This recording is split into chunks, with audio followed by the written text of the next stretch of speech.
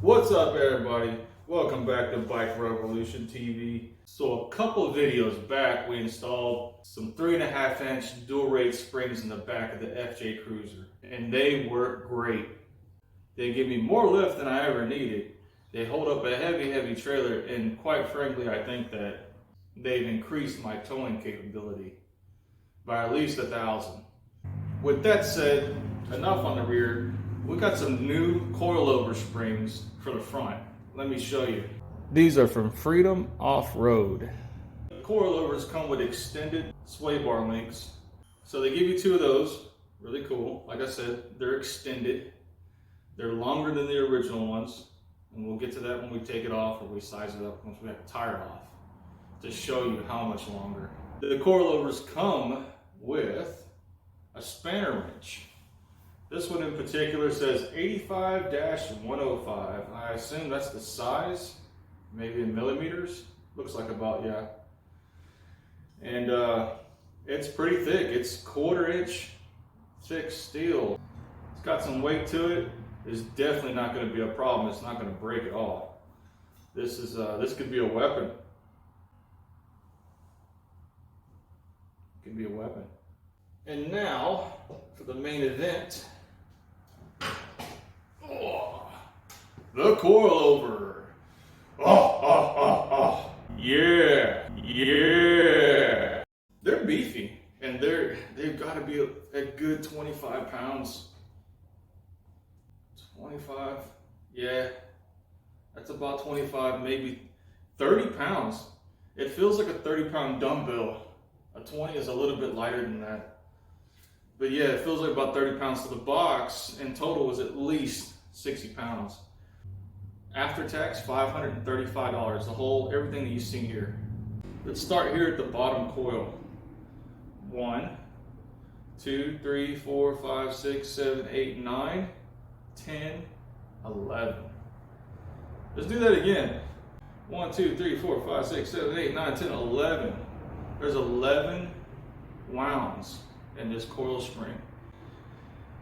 Now that's interesting because this is an adjustable shock or adjustable coilover. And when you look at the other high name brands like, I guess the only thing that can come to my mind is Toy Tech or Fox. They only got 9. They only got 9 wounds. And they claim like a 2.5, maybe a 3-inch lift, which seems about right for 9. But we got 11 here. So basically what they're doing is they're utilizing more of this dead space right here and putting in more. I could see you put maybe 2 more wounds right here. I don't know. I'm not an engineer. I'm just a consumer. And what I see here is 11 wounds on an adjustable coil. And we know that when you adjust this big ring right here and tighten it, there's a bunch of grooves here. When you adjust this bottom portion and compress it, you lose more springiness, right? But if you have more spring, you kind of don't lose as much. And that's why when I saw this, I was like, wait a minute, this is neat.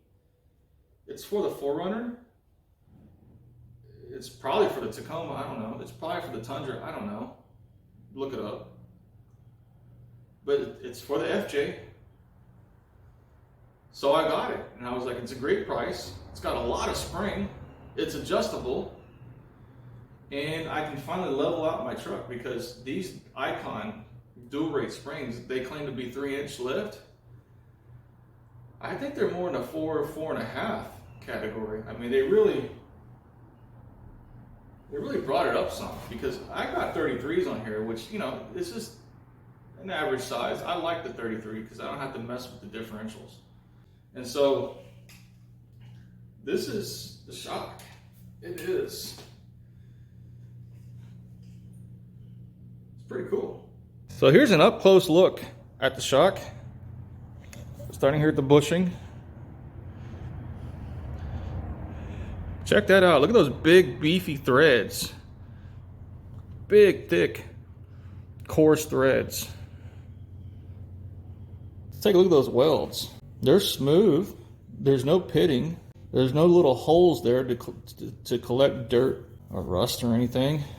Like I said, I looked at both of them and the welds seem pretty awesome. So there you go, it's the Freedom Off-Road coilover springs for the front of an FJ Cruiser. This one in particular is a 2008. Nothing crazy, no Trail Team edition, nothing like that, just a regular old four-wheel drive Toyota FJ Cruiser. And I'm winded, because this thing's heavy.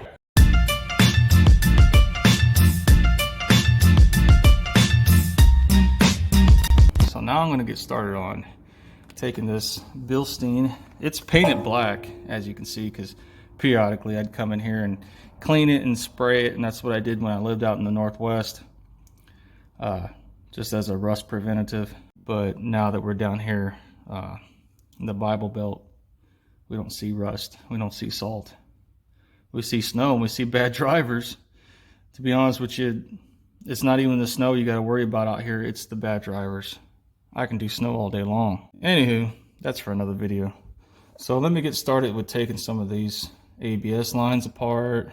I'm gonna have to knock some steering knuckles apart. So first we're gonna take a 10mm socket, and there's a bracket here that holds the ABS line.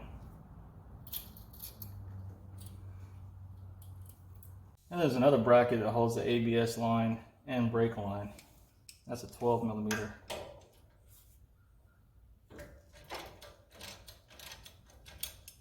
Next, you're going to want to take out your cotter pin for your upper control arm. It has a clipping device, so you got to pop it out, then pull it. It's popped out, and you can just pull it out with your fingers. Clean it up, and you can reuse it. Next, we want to take off this castle nut that holds the upper control arm off, and that's a 19mm socket. And it's really neat because they give you just enough room to fit your ratchet and socket right in there.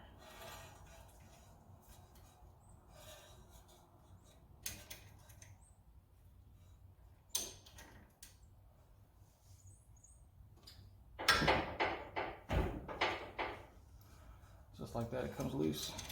Now you're going to want to leave your castle nut on there, because we're going to hit this with a hammer and it's going to disconnect, but we don't want it to fall off and come towards us. So this is going to stop it and just hold it. All we're doing is breaking that seal.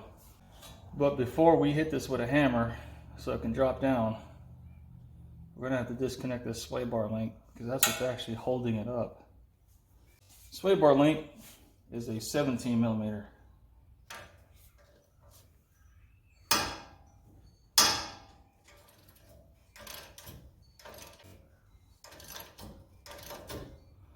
And see, that may be a problem.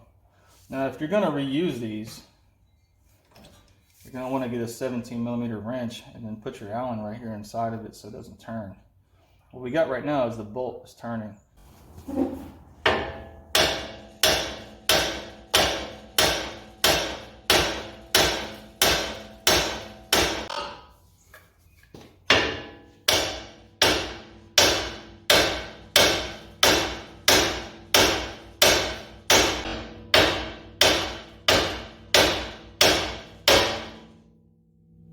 There we go. Took about 40 whacks. That's the driver's side. So the next thing I'm going to do is loosen these 3 bolts up here at the top of the coilover. If you do not have a spacer like I do, you'll be using a 14mm, but since mine are Allen head, I will be using a 5/16.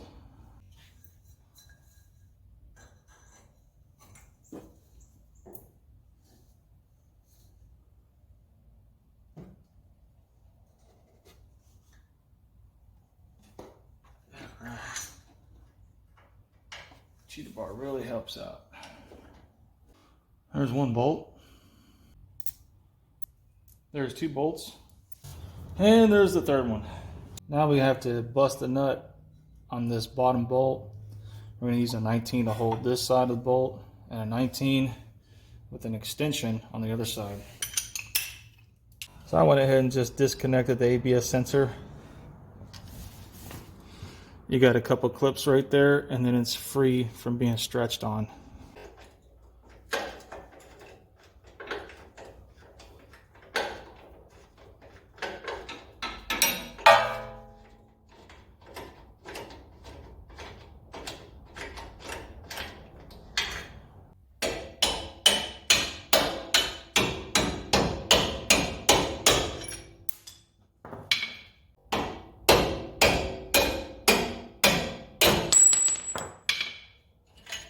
There's your bottom bolt, washer, and nut. You're going to be reusing that. Looks like sway bar is going to be 14 millimeter.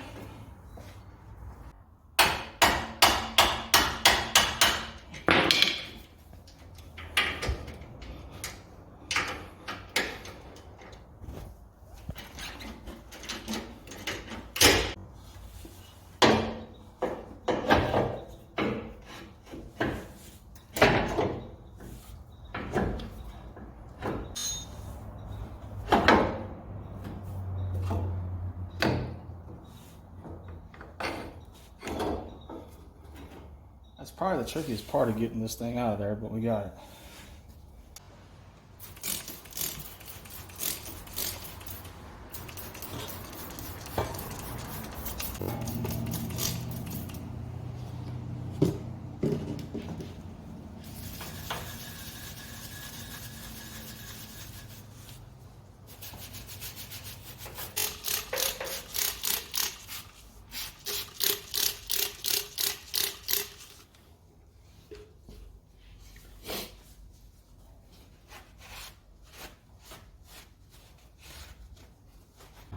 Well, now that we got it cleaned up, I'm going to go ahead and take off this sway bar link, all the shocks out of the way, and put on the new one. So there's the stock, and there's the ones that come with the kit.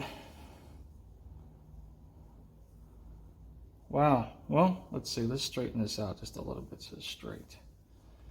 Get a true reading. Man, maybe a 1/4 of an inch longer. Yep. Like pretty much a 1/4 of an inch longer. I don't know if you can see that, but there it is.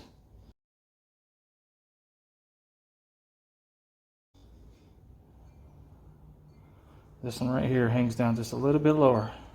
All right, we got the sway bar disconnected on the other side now, and I have this open space right here, which is really good.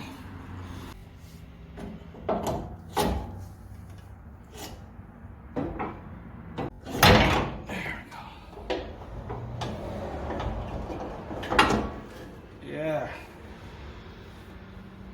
easy. These are really cool and they come in handy. They come in all shapes and sizes.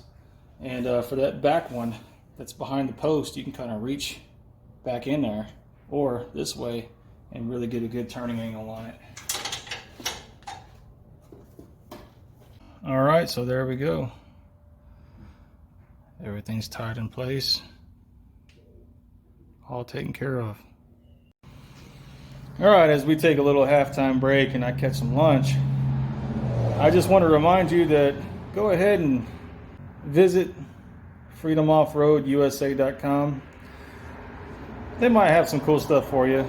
They definitely did for me, and I really appreciate them. I think they are a small company that do not advertise much, and they're able to keep their prices down. Like I said, with tax, this is $535.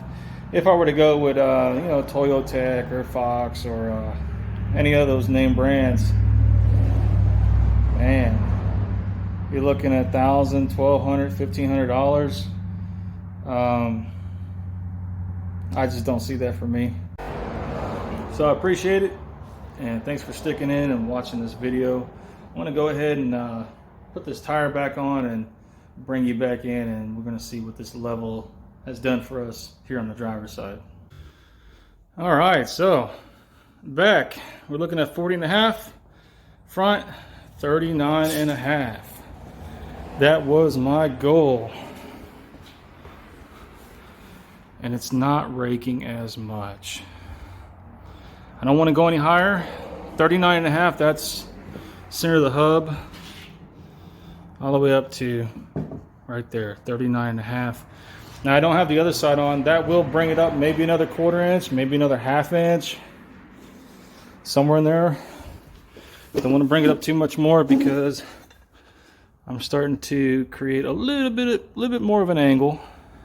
I'm gonna keep the sway bar disconnected. I'm gonna keep that locking nut on the shock all the way down until I do the other side and finalize the height. And we'll come back and see what the final product looks like. I am the king, and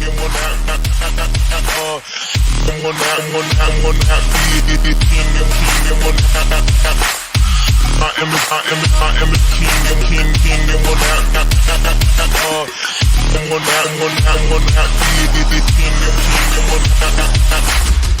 Switch.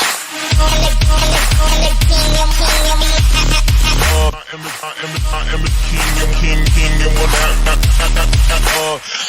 one out, the king, and one out. I am the king, king, and one out, one out, the king, and one out.